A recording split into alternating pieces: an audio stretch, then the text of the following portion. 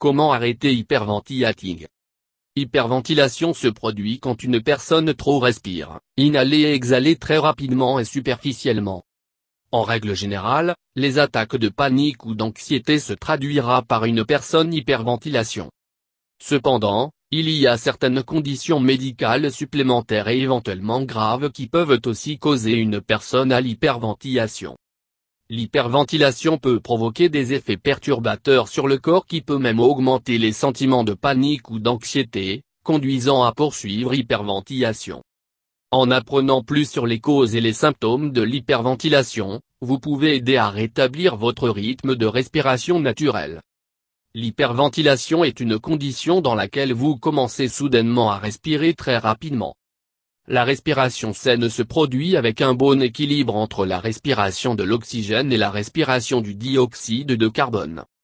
Vous bouleversez cet équilibre lorsque vous hyperventilation par exhaler plus que vous inspirez. Cela provoque une réduction rapide du dioxyde de carbone dans le corps. Les niveaux de dioxyde de carbone faibles conduisent finalement à un rétrécissement des vaisseaux sanguins qui irriguent le cerveau. Cette réduction de l'apport sanguin au cerveau entraîne des symptômes comme des étourdissements et des picotements dans les doigts. L'hyperventilation sévère peut entraîner une perte de conscience. Pour certaines personnes, l'hyperventilation est rare, et ne se produit que, une réponse occasionnelle paniquée à la peur, le stress, ou d'une phobie. Pour d'autres, cette condition se produit régulièrement en tant que réponse typique aux états émotionnels, comme la dépression, l'anxiété ou la colère. Lorsqu'hyperventilation est un phénomène fréquent, il est connu comme le syndrome d'hyperventilation. Hyperventilation est également connue en tant que rapide, ou rapide, la respiration profonde. Sur la respiration. La fréquence respiratoire, ou de la respiration, moins rapide et profonde. Cause commune de hyperventilation. Il y a beaucoup de facteurs qui peuvent mener à l'hyperventilation. Cette condition se traduit le plus souvent de l'anxiété, la panique, la nervosité, ou le stress. Il prend souvent la forme d'une attaque de panique. D'autres causes incluent taux rapide ou une augmentation de la respiration. Confusion, des étourdissements et des étourdissements peuvent être présents lors de l'hyperventilation. Faiblesse, engourdissement ou de picotement dans les bras ou de la bouche, et les spasmes musculaires dans les mains et les pieds peuvent également se produire avec hyperventilation. Palpitations et douleurs thoraciques peut être perceptible lors de l'hyperventilation. Saignement. L'utilisation de stimulants. Overdose de drogue. Douleurs sévères. Grossesse. Une infection dans les poumons. Les maladies pulmonaires telles que l'asthme ou la bronchopneumopathie chronique obstructive, BCO. Affection cardiaque, comme une crise cardiaque. Acidocétose diabétique, une complication de sucre sanguin élevé chez les personnes atteintes de diabète de type 1.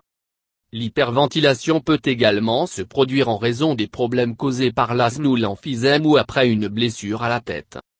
Certaines femmes éprouvent des problèmes avec hyperventilation pendant la grossesse. L'hyperventilation peut se produire chez certaines personnes lorsque vous voyagez à des altitudes de plus de 6000 pieds aussi. Quand demander un traitement pour hyperventilation. Hyperventilation peut être un problème grave. Les symptômes peuvent durer 20 à 30 minutes. Vous devriez demander un traitement pour hyperventilation lorsque les symptômes suivants se produisent. Respiration profonde et rapide pour la première fois. Hyperventilation qui obtient le pire, même après avoir essayé les options de soins à domicile. Douleur. Fièvre. Saignement. Sentir anxieux, nerveux, ou tendu. Soupir fréquent ou bâillement. Un martèlement et accélération du rythme cardiaque. Problème d'équilibre, des vertiges ou des vertiges. Un engourdissement ou des picotements dans les mains, les pieds, ou autour de la bouche. Oppression thoracique, la plénitude, la pression, la tendresse, ou la douleur. D'autres symptômes sont moins fréquents et vous pouvez même ne pas se rendre compte qu'ils sont liés à l'hyperventilation. Certains de ces symptômes sont les suivants. Mal de tête. Gaz, ballonnement, ou rot. Tremblement. Transpiration. Changement de vision, comme une vision floue ou tunnel. Des problèmes de concentration ou de la mémoire. perte de conscience, évanouissement. Assurez-vous de laisser votre médecin si vous avez des symptômes récurrents. Vous pouvez avoir un syndrome condition appelée hyperventilation, AHSV. Hyperventilation traitée. Il est important d'essayer de rester calme dans les cas aigus de l'hyperventilation. Il peut être utile d'avoir quelqu'un avec vous pour vous coacher à travers l'épisode. Le but du traitement au cours d'un épisode est d'augmenter les niveaux de dioxyde de carbone dans votre corps et travailler pour ralentir votre rythme respiratoire. Soins à domicile. Vous pouvez essayer des techniques immédiates pour aider à traiter l'hyperventilation aiguë. Respirez à travers les lèvres pincées. Respirez dans un sac en papier ou main évasée. Tentez de respirer dans votre ventre, diaphragme, plutôt que votre poitrine. Couvrez votre bouche et essayez respiration alternée. Retiens ta respiration. Respiration alternée consiste à recouvrir la bouche et en alternant la respiration par chaque narine. Par exemple, avec la bouche couverte, fermez la narine droite et respirez par la gauche. Ensuite, alternez en fermant la narine gauche et respirez par le droit. Répétez ce schéma jusqu'à ce que la respiration est revenue à la normale. Certaines personnes peuvent trouver que l'exercice vigoureux, comme une marche rapide ou du jogging, tout en respirant dans et hors de votre nez, aide à hyperventilation. Réduction du stress. Si vous avez le syndrome d'hyperventilation, vous aurez envie de comprendre ce qui est à l'origine. Si vous souffrez d'anxiété ou de stress, vous pouvez voir un psychologue pour vous aider à comprendre et à traiter votre condition. Apprendre la réduction du stress et les techniques de respiration vous aidera à contrôler votre maladie. Acupuncture. L'acupuncture peut également être un traitement efficace pour le syndrome de l'hyperventilation.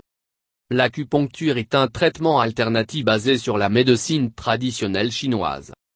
Il consiste à placer des aiguilles fines dans diverses zones du corps pour favoriser la guérison. Une étude préliminaire a révélé que l'acupuncture a permis de réduire l'anxiété et la gravité de l'hyperventilation. Des médicaments.